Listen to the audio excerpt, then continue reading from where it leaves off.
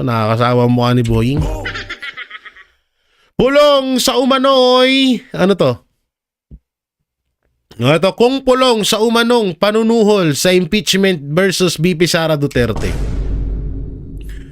Kung magkano man ang pinangako sa inyo, pera ng taong bayan yan. Taong bayan na lalong naghihirap at galit na galit sa kasakiman ng mga nakaupo. Yung nga yung masama dyan eh. Biruin nyo ha, mga kababayan, yung ibinabayad sa mga congressman, di umano. Yung mga ibinabayad sa mga congressman para lang pumirma sa impeachment ni Vice President Sara Duterte, hindi naman pera ng nakaupo yun. Or kung sino man nagbabayad sa kanila. Hindi nila pera yun. Putay na pera nating lahat yun. Pondo ng mga hero abroad o FW, pondo ng mga ordinaryong Pilipino yun. Lahat ng pinagpawisan, dugot pawis na inilaan natin at mga pinangbabayad natin sa mga tax na yan, yung mga kinukuha sa atin sa tax, tawag dito, pinaghirapan natin yan. Hindi yan pinaghirapan ng isang tao lang na may gustong i-impeach si BP Sara at ipapamahagi sa mga congressman. Ang mahirap dyan na dapat yan din ng isa pa sa imbestigahan. Ang tagal na niyang umuugong ng balita na yan. Wala namang nag-iimbestiga dyan. Anak ng teteng, di ba? Ilang taon na ba yan? Nung una pang impeachment ni BP Sara, nauna pag-usapan na yan. Bakit hindi nasusolusyonan? Bakit hinahayaan lang? Tapos yung fake news kay Remulla, ang bilis nyong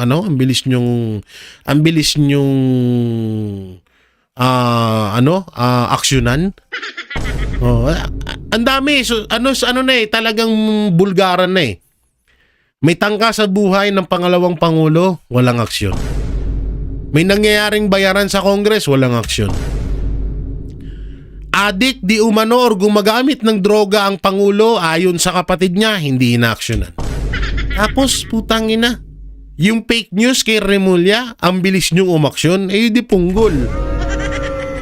Anak ng timang kayo.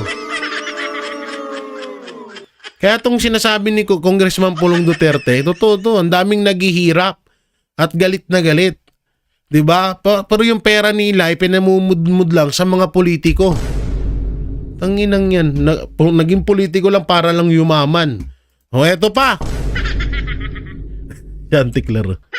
Sino nag-edit ito? Ang kit ni Antikler dun sa at nilagay mo siya sa bandang bunganga ni Marcos Survey rating ni BP Sara, huwag ikumpara sa nakuha ni Marcos Jr. ayon kay Antikler.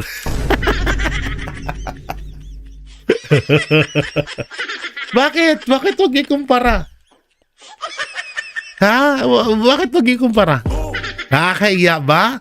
Kasi, yung pangulo mo, natataring ang pangulo at pinagsisigawan nyo na mahal ng taong bayan, ay kulelat pagdating sa survey. Ganun ba?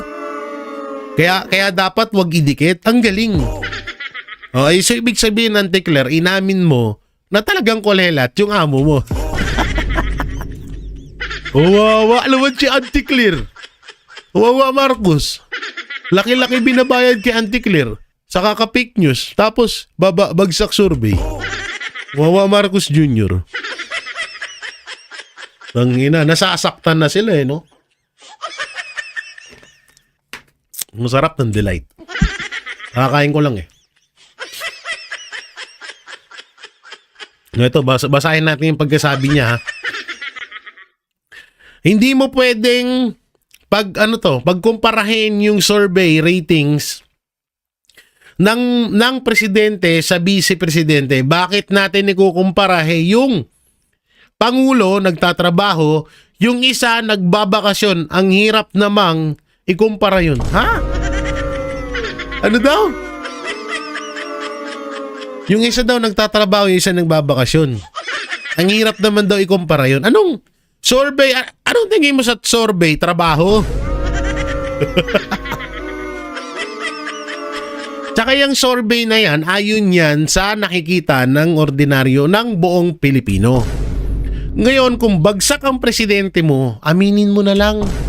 Hindi sasabihin mo puro trabaho. Puta na, anong trabaho? Trabaho na mang-angkin ng proyekto na hindi naman sa inyo? Yun ba yung trabaho na sinasabi mo? Ha? Yun ba yung trabaho na sinasabi mo? Ikukumpara. Tsaka ito walang nangungumpara kay Marcos. Nakakatawa lang dahil siya ang presidente pero siya yung nagapak sa survey. Yun ang realidad. Yun ang totoo. Trabaho. Saan? Magano kada may natatapos na bridge na nasimulan at sinimulan nung panahon ni Pangulong Duterte, nandun si Marcos, trabaho na ba yun? Ha? Ito mga trabaho ng presidente. Kung talagang nagtatrabaho yung presidente mo, anti-clear, di dapat walang korupsyon. O sige, andun na tayo sa punto na hindi talaga nawawalan ng korupsyon sa kada administrasyon. Hindi talaga nasisero yan. Sige, nandun na tayo. Pero bakit talamak ang korupsyon? 'Di ba? Tinalo na nga ni Marcos sa lahat ng presidenteng umupo bilang presidente sa bansang Pilipinas. Sa loob ng 3 taon sa loob ng 3 taon, tinalo ni Marcos Jr. yung mga nangyaring kawatan, yung mga nangyaring pagnanakaw noong mga naunang administrasyon. So paano mo nasabi na nagtatrabaho ang Pangulo mo? Kung ultimo nga sa Congress, hindi niya magawan ng solusyon yung pagnanakaw doon, tapos sasabihin mo nagtatrabaho? Nagtatrabaho sa mukha mo. Tatrabaho. Kung nagtatrabaho yung Pangulo mo, hindi wala sanang korupsyon ngayon. Diba? Bumaba sana yung krimen ngayon. Nawala na sana yung mga droga sa Pilipinas ngayon. Bakit talamak ang mga smuggling ngayon? Talamak ang droga. Talamak ang krimen. Talamak ang mga pagnanakaw. Ultimong pinsan niya pa ang mastermind dito. Kung talaga nagtatrabaho siya, wala lahat yan, tanga. Bobo. Naturingan abogado ka, bobo. Tsaka hindi namin kinukumpara. Wait lang ba't namin kukumpara yung ratings ni Marcos Jr., yung survey ni Marcos Jr. at ni BP Sara ay sobrang layo nun. Biruin mo, yung kay BP Sara plus, yung sa Pangulo mo minus, ew! Yak! Baka kayo nangungumpara. Ang sakit ba, Auntie Claire? Ang sakit ba? Ha? Na ikaw kasandamakmak ang fake news mo araw-araw pero yung ratings ng amo mo hindi mo mapakyat. Sakit ba? Ang inang yan. Araw-araw ka nagpi-fake news, hindi mo matulungan sa ratings yung amo mo. Ew! Wah! Dinuraan no?